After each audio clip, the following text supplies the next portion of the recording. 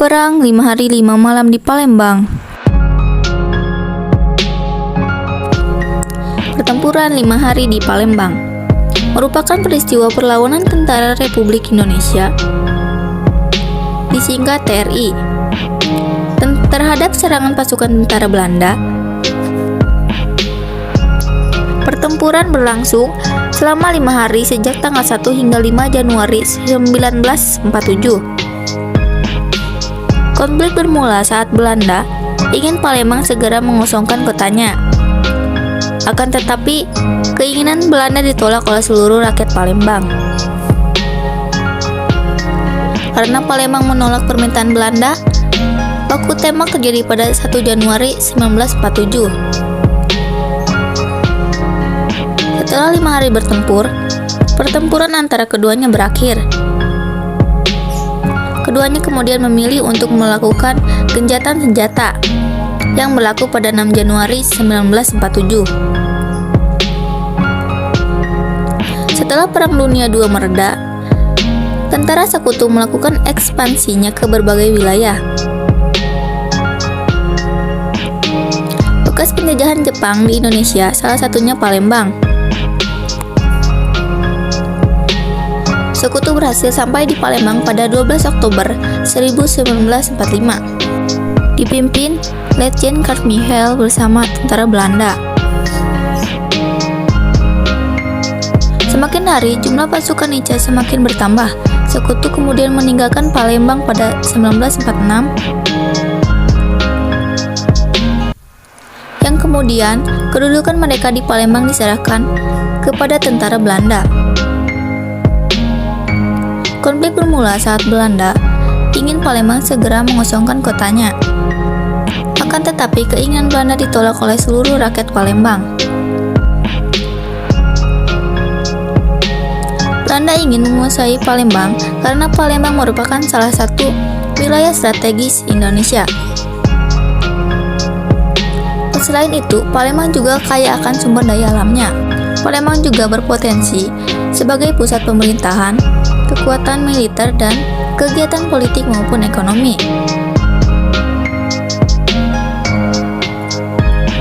Karena Palembang menolak permintaan Belanda, baku tembak terjadi pada 1 Januari 1947 di Palembang. Belanda menyerang markas Barisan Pemberontak Republik Indonesia atau disingkat BPRI di Jalan Tengkuruk. Beberapa tokoh penting yang terlibat dalam pertarungan ini adalah Kolonel Mauludin Simbolon, Letkol Bambang Utoyo, Mayor Rasyad Nawawi, Kapten Alamsyah.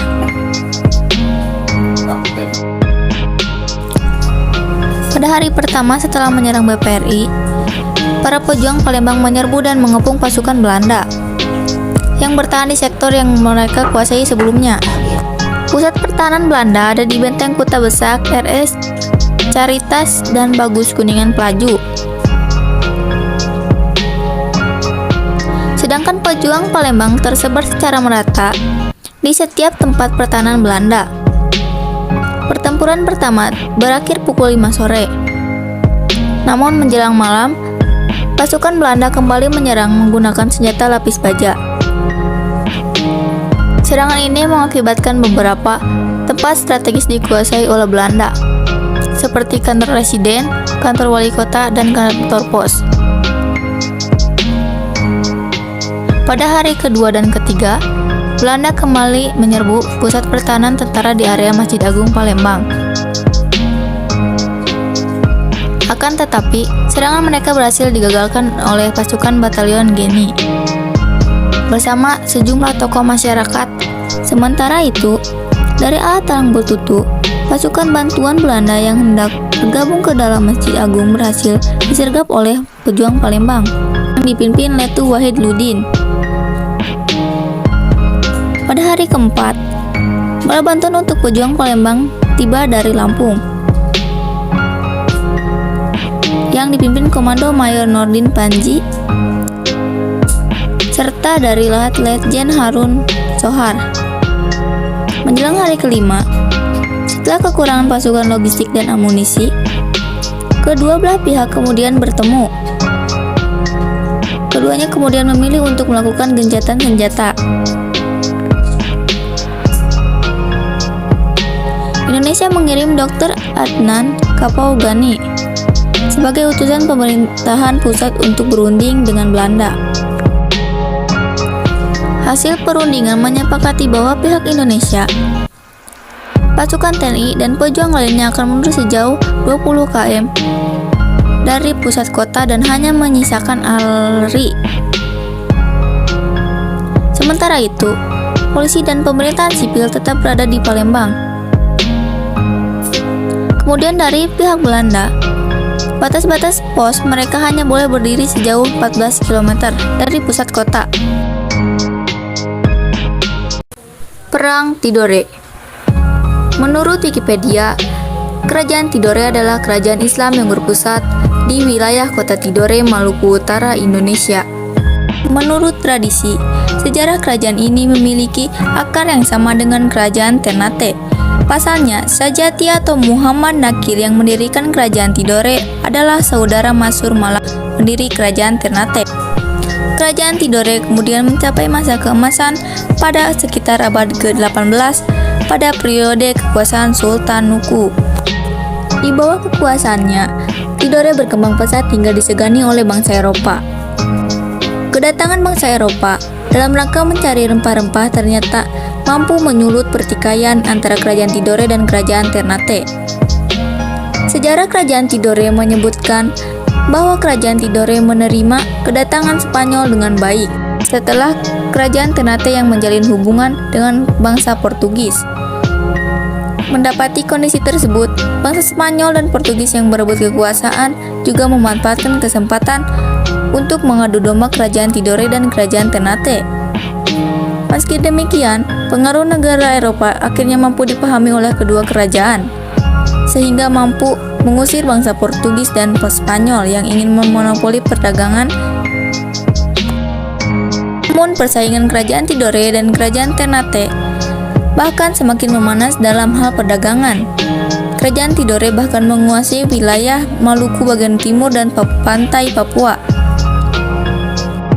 Kerajaan ini juga memiliki perjanjian yang disebut dengan Uli Siwa atau Persekutuan Sembilan Bersaudara. Perjanjian tersebut bahkan dihadirkan oleh Sultan Nuku ketika kerajaan Tidore mencapai masa kejayaan.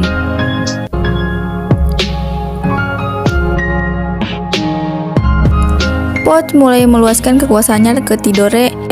Maluku angkat senjata melawan Pos. Yang paling fenomenal adalah Tidore pada tahun 1779. Perlawanan ini dipimpin oleh Sultan Nuku setelah tertangkapnya Sultan Jamaluddin.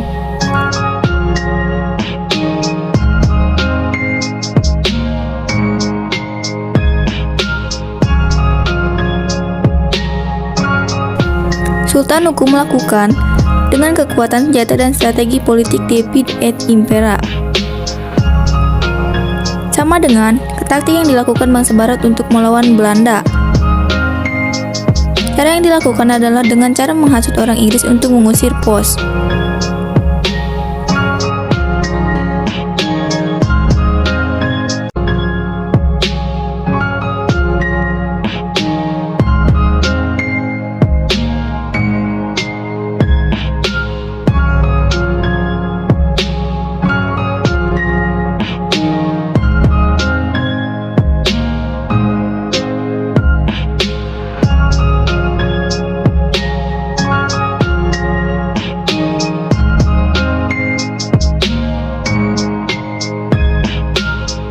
Belanda terpaksa mundur dengan membawa kerugian yang sangat besar. Pada saat itu, pertempuran demi pertempuran terus terjadi dalam beberapa tahun, dan Sultan Nuku selalu berhasil membuat kewalahan pihak Belanda.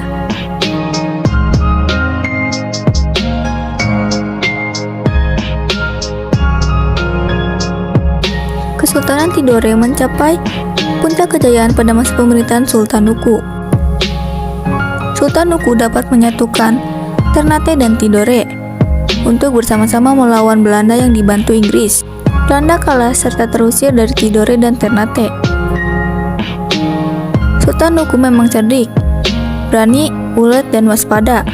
Wilayahnya meliputi Pulau Seram sebagian Halmahera, Raja Ampat, dan sebagian Papua.